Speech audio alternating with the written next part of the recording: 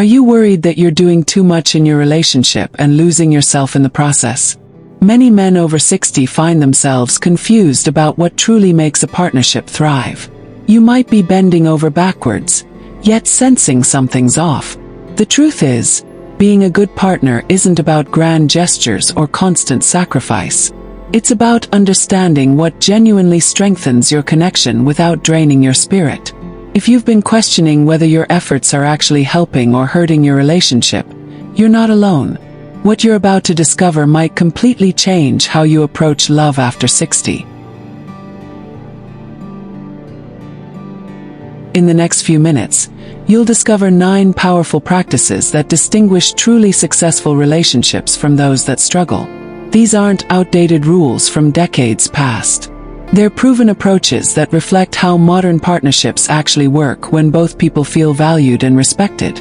You'll learn the art of listening that deepens intimacy without words, how to express gratitude in ways that genuinely matter, and why maintaining your own identity strengthens rather than weakens your bond. We'll explore practical communication techniques that prevent misunderstandings before they escalate, and reveal why giving space can paradoxically bring you closer together. You'll understand how to keep passion alive through everyday moments, not expensive surprises, and discover why supporting her ambitions benefits you both. We'll also tackle the often overlooked topic of shared responsibilities and how equality creates harmony. Relationships after 60 look nothing like they did in your 20s or 30s. You've lived through decades of experience, perhaps navigated divorce, weathered loss, or simply grown into a different version of yourself. The women you meet now aren't looking for someone to complete them. They're complete already. They've raised families, built careers, survived their own storms, and know exactly what they want. This changes everything about how successful partnerships function. The old playbook of being the provider, the problem solver, the strong silent type no longer applies. Today's relationships thrive on mutual respect, genuine partnership, and emotional intelligence. Many men struggle with this transition because nobody taught them these skills. You might find yourself repeating patterns that worked decades ago but now create distance instead of closeness. The good news is that learning these 9 essential practices isn't complicated. Thing number 1. Listen without trying to fix everything. Most men have been conditioned their entire lives to be problem solvers. When someone shares a challenge, your instinct kicks in immediately. You start analyzing, strategizing, offering solutions. This served you well in your career, raising children, and handling life's practical matters. But here's what many men discover too late. When the woman in your life shares her feelings or concerns, she's usually not asking you to fix anything. She's inviting you into her emotional world. Consider what happens during a typical conversation. She mentions feeling frustrated about a friendship that's grown distant. Your mind immediately jumps to action mode. You suggest she call a friend, plan a lunch, or simply let the relationship go. Practical advice, right? But notice her reaction. Instead of relief, you see disappointment. She withdraws slightly. The conversation ends faster than it began. What went wrong? She wasn't seeking your strategic input. She needed you to understand how she feels. There's profound intimacy in simply being heard without judgment or correction. When you rush to solutions, you're inadvertently communicating that her feelings are problems to be eliminated rather than experiences to be understood and validated. This doesn't mean you can never offer suggestions. But timing matters enormously. After she feels heard and understood, after you've asked questions that show genuine curiosity about her inner experience, then she might actually be receptive to your thoughts. Even then, frame it as a question rather than a directive. Would it help if we thought through some options together? Gives her agency rather than imposing your will. The transformation this creates is remarkable. When she knows you'll listen without immediately trying to change her feelings or fix her situation, she'll share more deeply. Trust deepens. Emotional intimacy grows. You become her safe harbor, not just another person telling her what to do. This single shift in how you listen can revolutionize your entire relationship dynamic. Thing number 2. Show appreciation for the small things.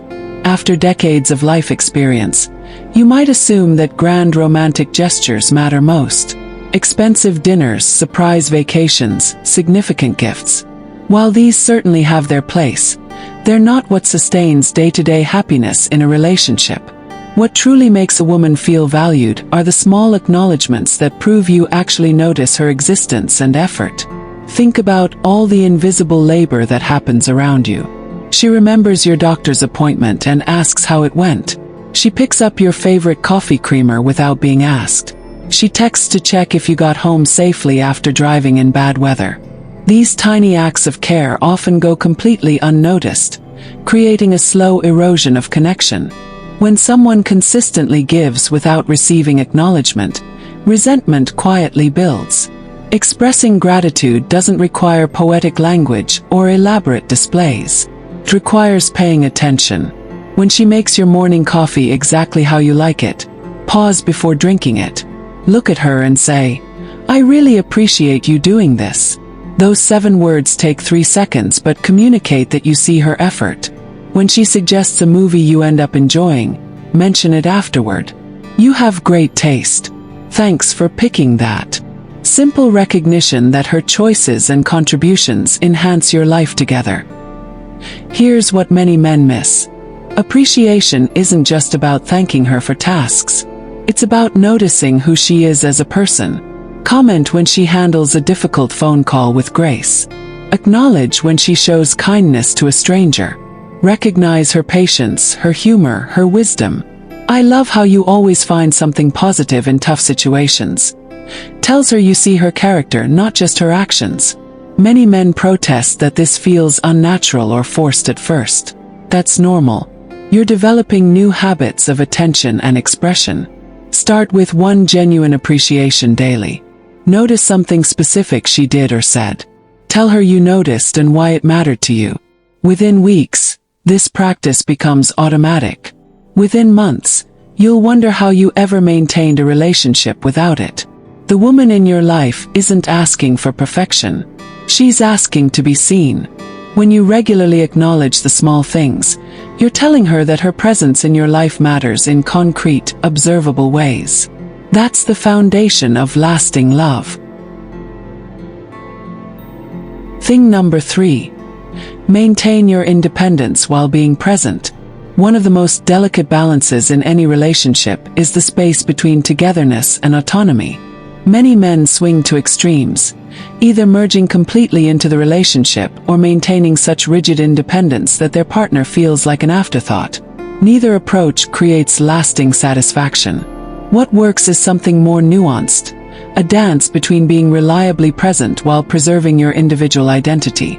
Your independence isn't a threat to your relationship. It's actually essential to its health. When you continue pursuing interests that have nothing to do with her, you remain interesting. You bring fresh energy and perspectives back into your shared life. The man who spends Tuesday evenings at his woodworking shop or Saturday mornings playing golf with friends returns home with stories, enthusiasm, and renewed appreciation for his partner. He hasn't been sitting around waiting for her to entertain him or give his life meaning. But here's the critical distinction. Maintaining independence doesn't mean disappearing into your own world while expecting her to simply accept your absence. It means being intentional about both your separate pursuits and your quality time together. If you spend 3 evenings a week at the gym or with your hobby, you need to be equally intentional about dedicated time with her. Not just existing in the same room while you scroll through your phone, but genuine presence where she has your full attention. This balance becomes particularly important after 60 when retirement or semi-retirement changes your daily structure. Suddenly you're around each other far more than before. Some couples thrive with this transition, others suffocate. The difference lies in whether both people maintain their individual interests alongside shared activities. You might take a morning photography class while she attends her book club. Later you cook dinner together and talk about your respective experiences. The key is communication about expectations. She needs to know that your Tuesday poker night isn't about avoiding her. It's about maintaining friendships and interests that make you who you are.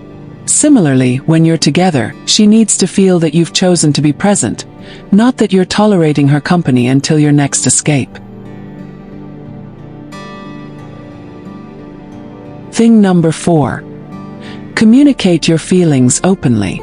For many men who grew up in the mid-20th century, expressing emotions was considered weakness.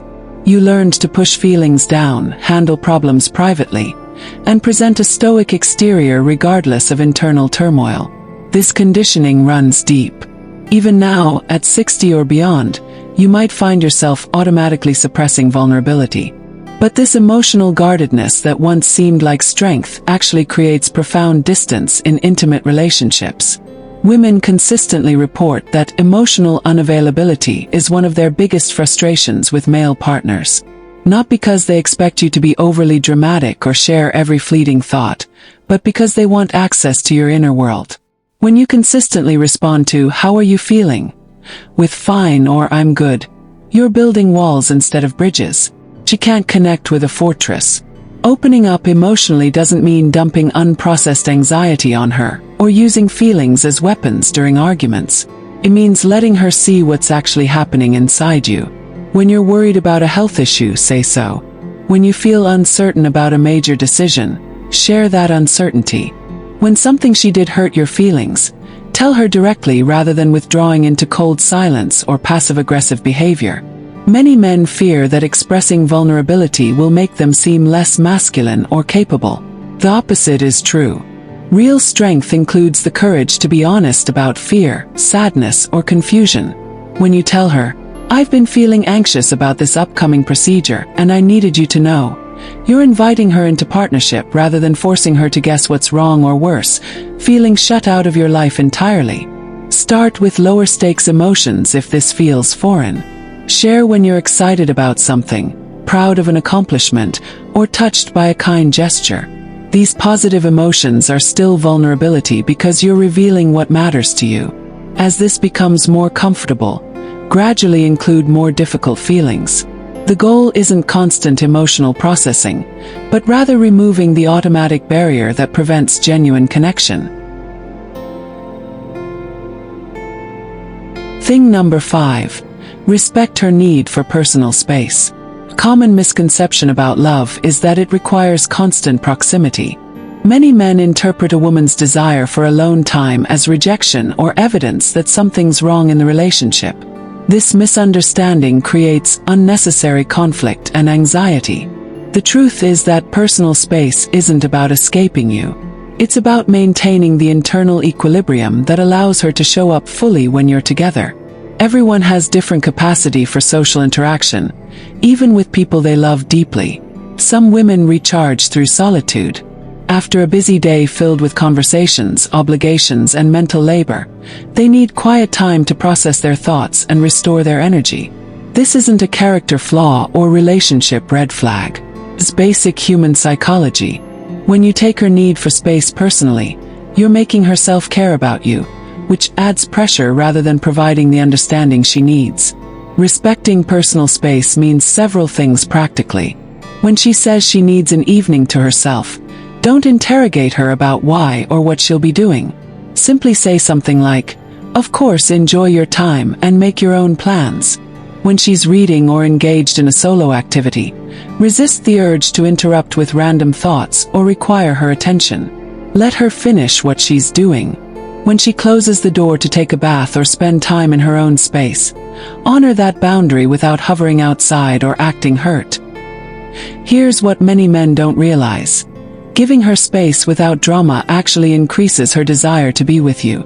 When she knows she can have solitude without guilt or interrogation, she relaxes. The relationship stops feeling suffocating. She returns to your company refreshed rather than depleted. Paradoxically, respecting her need for distance brings you closer together because she associates you with freedom rather than obligation. The flip side matters too. Just as you respect her space, she should respect yours. Healthy relationships feature mutual understanding that both people need breathing room. You're not joined at the hip. You're two separate individuals who've chosen to build a life together. That distinction is crucial. When both partners feel free to have personal time without explanation or guilt, the time you do spend together becomes more meaningful and enjoyable. Thing number 6. Keep the romance alive in simple ways. Romance after 60 doesn't look like it does in movies aimed at young couples. You're not climbing fire escapes or dancing in the rain. Your bodies have changed, your energy levels are different, and frankly, some of those grand gestures seem exhausting rather than exciting. But romance itself remains vital. It's the ingredient that distinguishes your relationship from a comfortable roommate situation. The good news is that meaningful romance at this stage of life comes from consistency and thoughtfulness, not expensive productions or physical acrobatics. Real romance lives in the everyday moments you intentionally create. It's bringing her a cup of tea while she's reading without her asking. It's leaving a short note on the kitchen counter before you head out for the day. Something simple like, "Hope you have a wonderful afternoon," transforms an ordinary Tuesday into something sweeter. These micro moments of affection accumulate into an atmosphere of love that surrounds your daily life together. Physical affection matters tremendously and often gets neglected as relationships age. But romance isn't just about sexuality. It's about maintaining physical connection throughout the day. A hand on her back as you pass in the hallway. A genuine kiss, hello and goodbye, not just a quick peck. Sitting close enough on the couch that your legs touch. Holding hands during a walk. These small physical connections maintain the bond that attracted you to each other in the first place. They remind both of you that you're lovers, not just life partners managing logistics. Surprise still has power, even when scaled to realistic proportions. Pick up flowers from the grocery store for no particular reason. Suggest a spontaneous drive to a scenic spot you both enjoy. Put on music she loves and ask her to dance in your living room. These gestures cost little money and minimal effort, but demonstrate that you're thinking about her happiness and willing to break routine to create moments of joy together. Verbal expressions of romance shouldn't disappear just because you've been together for years. Tell her she looks beautiful and mean it. Compliment specific things. Her smile, the way she styled her hair, how a particular color suits her. After decades together, it's easy to stop verbalizing attraction and affection, assuming she already knows. But hearing it matters. Everyone wants to feel desired and appreciated by their partner, regardless of age. Thing number 7. Support her dreams and ambitions. Many women reach their 60s having spent decades prioritizing everyone else's needs. They raised children, supported their partner's career, cared for aging parents, and put their own aspirations on hold. Now, perhaps for the first time in their adult lives, they have the freedom and resources to pursue what genuinely excites them. Your reaction to her ambitions during this phase will either deepen your bond or create resentment that's difficult to repair. Supporting her dreams means more than just not objecting.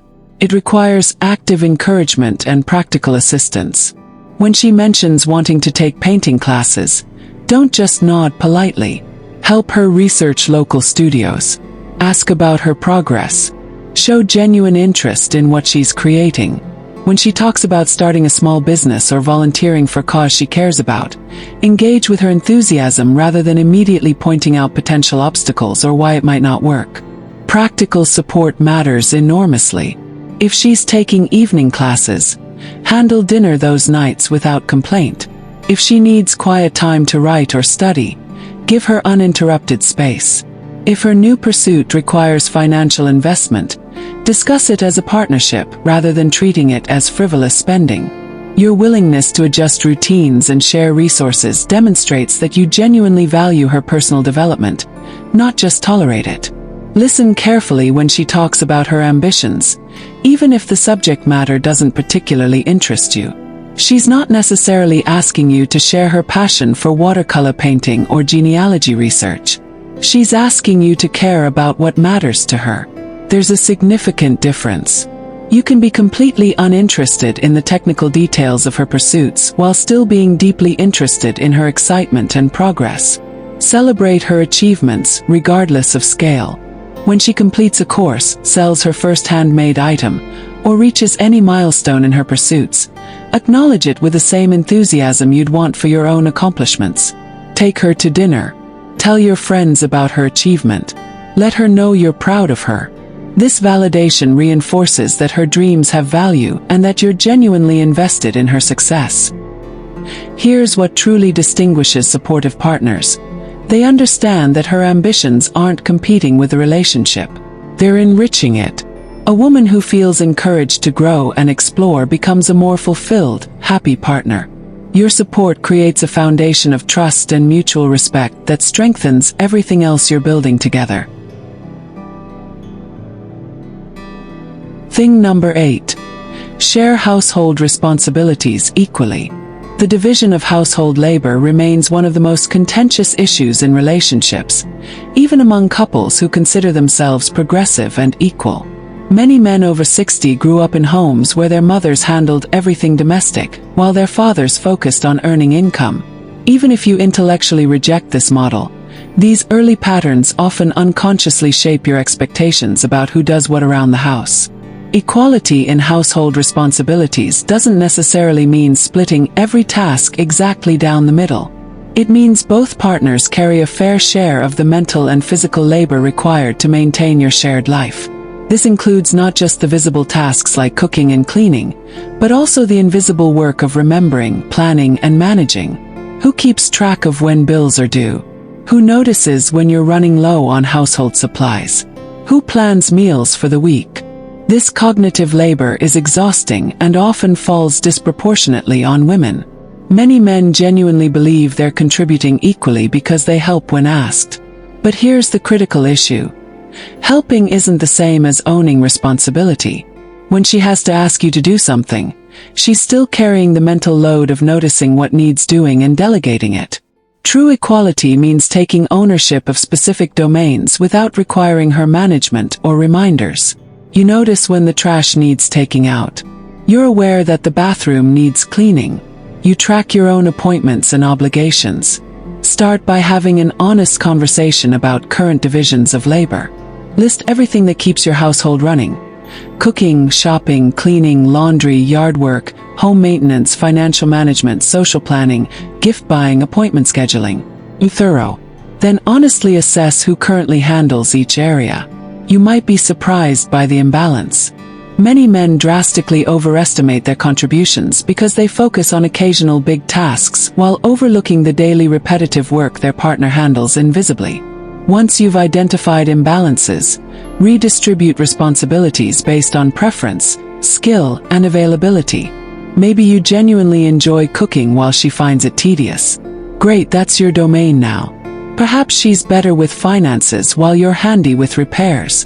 Divide accordingly, but ensure the overall burden feels equitable. If one person is handling significantly more total hours of household work, something needs adjusting. Here's the reality.